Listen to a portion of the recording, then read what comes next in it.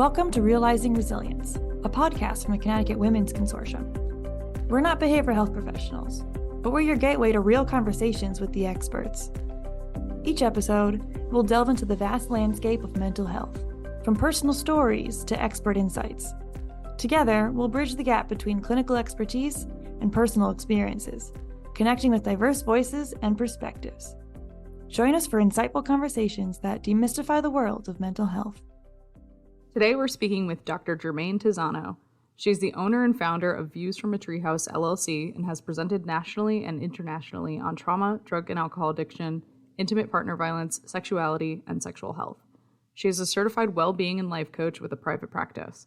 Dr. Tizzano is the author and publisher of blogs, articles, and curricula specializing in mental health and substance abuse, including a 32-hour curriculum, Sanctuary for Change, aimed at healthy sexual recovery and intimacy for women survivors of sexual trauma, which has been implemented across U.S. care systems. All right, welcome back to Realizing Resilience. I'm Alana. And I'm Marisa. And today we are here with Dr. Germayne Tizzano. Hi. How are you? I am doing really well. I'm very excited to talk with you and have the opportunity to talk about my future training in November. Yeah. We're really excited about it. Can we start off by just having you talk a little bit about what your work is? I mean, you do so many things. So I guess maybe what you're most passionate about or what area you're focusing on most right now. Yes. Well, both workshops are on resiliency and neuroscience. And the first workshop is going to be actually for the professional. I've, spent years working with mental health professionals, training on sexual trauma and recovery. And through those years, I've appreciated the depth of the intensity of the work of working with trauma survivors and the resiliency that I've witnessed in the audiences that I've trained and the professionals I've talked to. And what I wanted to do a little more in depth in is what's the neuroscience behind resiliency for the professional. And we are in an explosive time with understanding the mind and the body and vagus nerve and how that helps strengthen resiliency. So I started doing research, more in-depth research in the last couple of years on that, not only for interest in working with professionals, but also in terms of my own understanding of resiliency. And so I put together a training package, which is going to be on November 1st. And it's going to be really interactive. It's going to be fun, exciting, and engaging. And I always take the approach when I do training is not only am I given the opportunity to provide information to participants, but I learn a lot. So I like it to be an interactive kinds of program. And years ago, I read research that said the average attention span of an adult learning is 20 minutes. And with all the technology we have today, it's even shorter. So as a trainer, part of my responsibility is to keep things moving, interactive, and engaging for the audience. And that's what I'm planning to do. And we're going to have fun and we're going to talk about resiliency, but we're also going to talk about neuroscience and the mindset and how we can find meaning and purpose in life and how that can help us to enjoy life better and live longer, better lives. So that's day one. Day two is really aimed at the survivor. And having started years ago when I was in graduate school, I worked as a case management for homeless folks who were identified as mentally ill. And a lot of the clients I worked with were from Vietnam War or from women with interpersonal violence who had been placed in homeless situations. And a lot of this is a result of community support efforts where funding didn't always follow the ideas. And what I learned from that experience was that some of the individuals that I worked with showed far more resiliency than I could have shown under those circumstances. And when the ACE study came out in the 1980s, quite personally, I was alarmed. I was not only alarmed by what I already knew to be the truth, but also in terms of my own journey, I realized that I was part of that. I had a score higher than 6, and it was alarming to me personally. And I set out to a personal journey of determination to figure out what I needed to do different to not meet that statistic. And So part of the motivation behind this is that I think that the ACE study does share, for those of you who aren't familiar with it, it basically shows of those studied, 17,000 people were followed, that there's a much higher risk of developing really serious life-threatening illnesses as a result of exposure, particularly in developmental trauma. And the statistics don't look great. And I think that when I first contacted the consortium and sent an email to Colette, I said, I really want to have an opportunity, if I may, to really talk about this, because I think there are many people who do get very sick and don't have developmental trauma. And so what is it that we're missing here? What's the link between what the ACE study says and what we now know about neuroscience? And so you can do everything right. You can eat well, you can exercise, you can get rest, you can take the supplements, you can do the meditation, and yet we're finding people still get sick. Well, what are we missing? What's missing in that?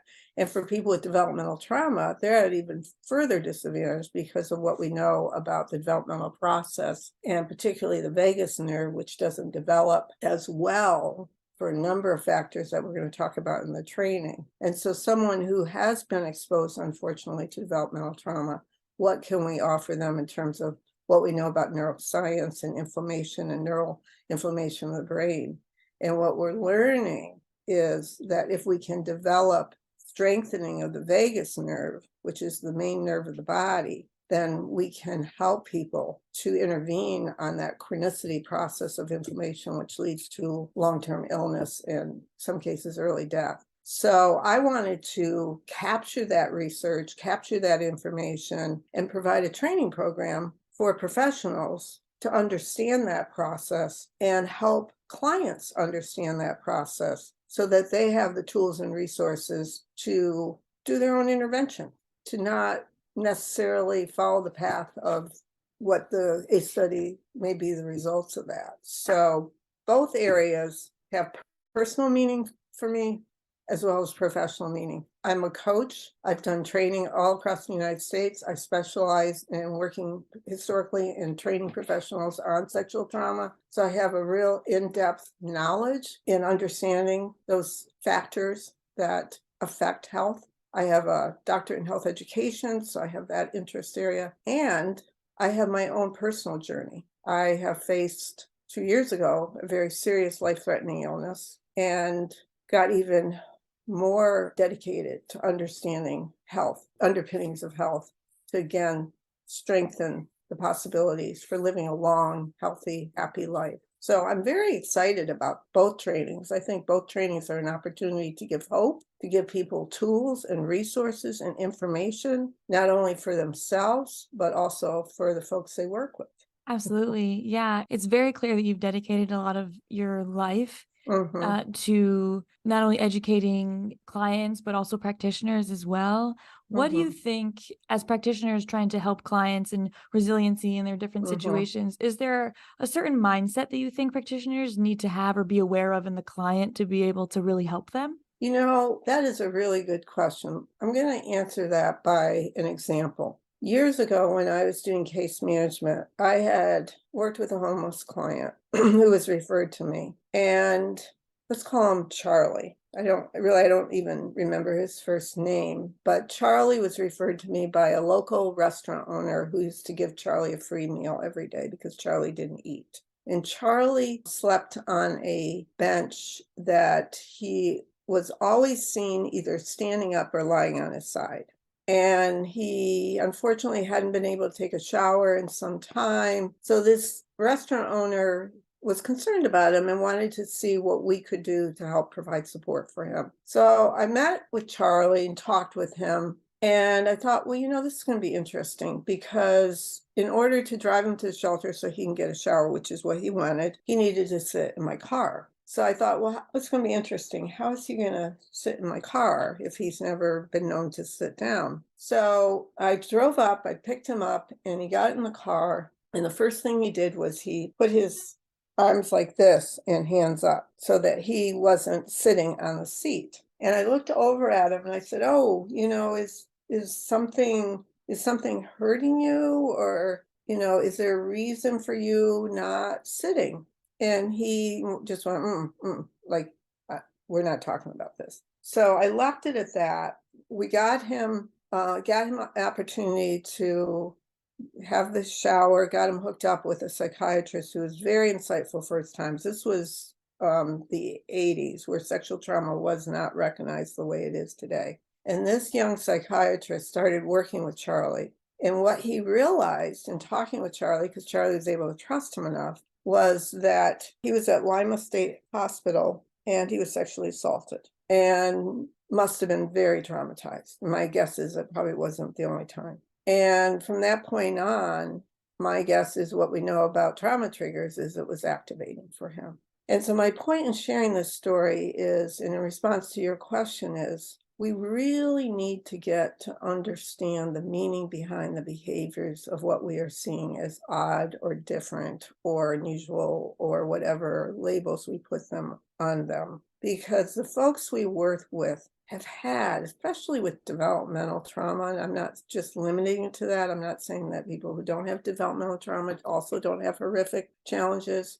but my specialty is developmental trauma. And what we can learn is that what we may put as a label or a judgment or a diagnosis doesn't provide the full context and understanding of what may be going on within the person. And if we get to that level of understanding, that level of trust, then we can provide appropriate interventions to provide the Charlies of the world with a treatment plan that's going to be specific to him. And from that, we can provide the compassion, the trust, the care, the relationship that's so instrumental in helping the Charlies heal from what are horrific experiences for them. We interviewed someone else who was talking about how some methodology needs science to back it up to be taken seriously. But I really didn't realize that there was a direct correlation between lack of vagus nerve development in people who experience trauma. Oh, it's very fascinating. Yes. In developmental trauma, what they're finding is that the vagus nerve doesn't get myelinated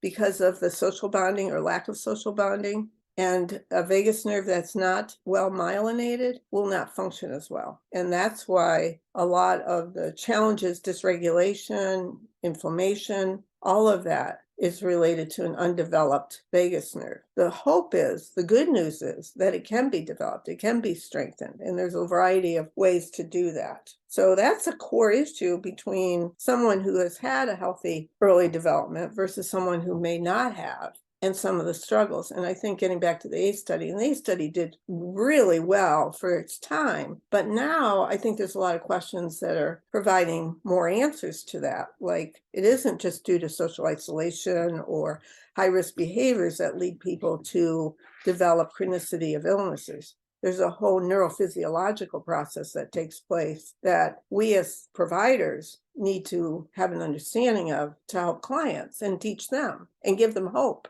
too. I'm hopeful that in kind of a dark way, it will sort of legitimize the idea that trauma is really impactful physically to people, to kind of break down that stigma. I just wrote an article for our Trauma Matters newsletter about the ACEs study, and I also come from teaching, so I'm pretty familiar with childhood trauma, and it's just really interesting because it was so groundbreaking, but was also pretty much anecdotal.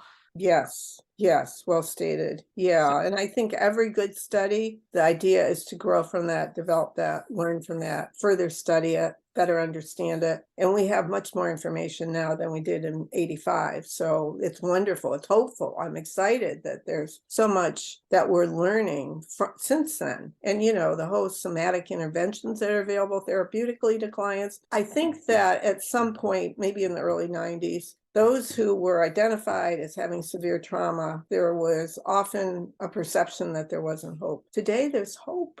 There's hope. There's opportunities. There's growth. It's not doom and gloom. There's opportunities for change and real growth. And that was the impetus behind wanting to offer this. And I wanted to offer something for professionals because I think it's a hard job. I really do. Whenever I do trainings, I say, I am so envious of all of you that you hang in there and show the resiliency that you do and the hard work that you show. I admire them immensely for working with survivors. It's a tough job. It really is. Yeah, absolutely.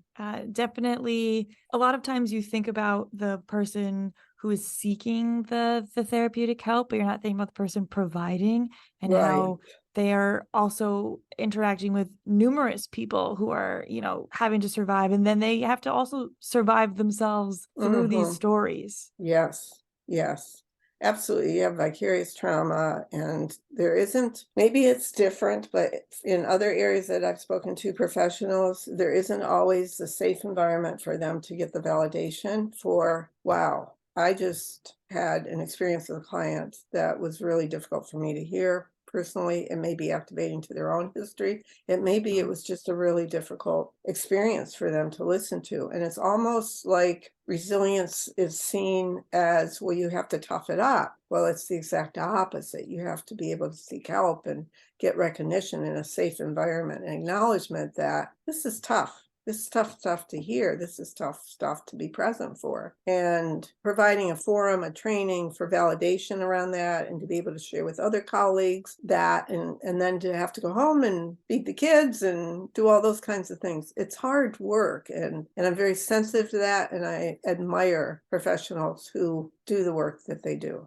I have tremendous admiration for them. Yeah, definitely a lot harder of a profession to you clock out at the end of the day and you go home. You don't Absolutely. worry about it till you clock back in. Right, right. It stays with you. And so what can I do? What can I do personally as a professional? We talk a lot about the upside of stress. Stress doesn't necessarily have to be bad. And we're going to talk about Hans Saley and his research and how that sort of gave bad press to stress, that there is actually an upside to stress, and how does the upside of stress translate in terms of our lives, and a lot of interesting research on that, and mindsets and how that affects our body. And then again, we're talking about the vagus nerve and how can we strengthen that to buffer, balance, cope with physiologically, emotionally, mentally, all the fun stuff that faces us every day. You have been mentioning throughout this conversation about in the 80s when things were different and Mm-hmm. kind of experiencing the progression of Mm-hmm. how things like these are handled. At what point in your journey did you decide that you wanted to train people on this? Like, when was the catalyst that you're like, I also want to help people help people? I had the opportunity, it was about 20 years ago. I had the opportunity, a women's substance use treatment program here in Columbus had approached me about developing a comprehensive sexual health curriculum for high-risk women who were, due to their circumstances and situation, were doing high-risk behaviors. And that was, I actually trained a lot in Connecticut on that very topic. And I did a series of pilot programs with the women directly. I was the trainer. It was a 32-hour curriculum, 16 sessions. And I did it on site here in Columbus at the agency. And I remember, like in my usual form of training, I wanted to make it fun. I wanted to make it interesting. I wanted to make it engaging. They were required to attend the training. Many of them had horrific trauma histories, sexual trauma histories. So the first day they came in and, sat like, like, why do I have to be here? The last thing I want to talk about is sexuality. And I totally understood why. By the middle of the training, they couldn't wait to come to the training. They were seeking out support in one another. They were sharing, I'm not alone. You've been through this too. Oh my gosh. There was such a bond. The shift went from me, the trainer, to the group being their own operation and committing to this very in-depth program about their sexuality and making healthy choices. What was particularly profound for me personally was that as I trained the women, I found, and I had worked with women as a case manager who were also, I would say, I don't know how else to characterize, they easily connected with me. And I would come home and I'd talk to my husband. I'd say, wow, I don't really understand. I just feel so much a kindred spirit with the women. And I couldn't understand what it was about me finding such an easy connection with them. And about 10 years after that, and I was in my 50s, never had any memory of this. But the explosion happened and I discovered my own journey. And it was a long journey and it was a familial-based journey. And then I said to myself and to my husband, Now I understand. Now I understand not only why I connected so easily with the women, but what I'm supposed to do. And I wanted to give back the unbelievable quality of resources that were offered to me to help me get through my journey in a way that would help others who I now know is a really difficult journey. And so I've committed pretty much my adult years to that mission. And it provides me continual opportunity to learn and provide others with what's being discovered. How can we make lives easier? So I would say that's when things started to gel together for me. I think talking about it through a resiliency lens is just so beautiful. And to talk about something like this through hope is so important because we talk so much about the pathology. And we were talking to someone earlier about the idea of what's wrong with you. People just don't necessarily see the light at the end of the tunnel always. Right. Yes. I think that's easy when you are the actual survivor, and also can be hard for the professional who sometimes goes, wow, where do I go with this? What do I do with this? A great amount of compassion for both situations, personally, for me. I feel like you did touch on this, but what are you kind of hoping that professionals who come to these trainings walk away with? With those who are looking for resiliency in their own lives, I want them to come out of that training, and that's the November 1st training. I want them to come out of that training excited. I want them to feel like, oh my gosh, I have a whole different mindset on my life. I have a whole different way of looking at my life in a way that provides hope, joy, purpose, meaning, balance, health, and just joy. That's my goal. And with those who attend the second training on resiliency for the survivor, I want them to leave the training with almost like a different headset, like filled with insights, filled with understanding, filled with new tools, filled with new resources, filled with an excitement about, wow, I want to learn about this and I want to share this with the clients I'm working with. And I didn't know this, and I now want to go learn more about that. And I want to try this out. And I want to have fun at living, working, and doing. That's my goal. I love fun being a part of it because I Oh, do yeah. feel you need to be able to laugh, I Yeah. think, to be able to Oh my heal. gosh. Yeah, I did one training in Connecticut, and I think we were laughing so hard that the staff the staff were wondering what we were doing because we were having so much fun. And historically, when you're talking about workshops on survivor and things like that, which are hard topics, sometimes people avoid going because it's like, well, why would I want to go to a training on something that can be so hard when I'm already doing it? And that's intentional on my part to make it light, to make it informative, definitely provide knowledge. But I want people to feel safe. I want them to feel connected, meet new people that maybe they don't know. I want them to learn some things about themselves that maybe they didn't know. And I want them to feel like they're leaving with resources, with information, that they're in a much better position to deal with their challenges than were before they came to the training. That's how I've designed it. Yeah, it kind of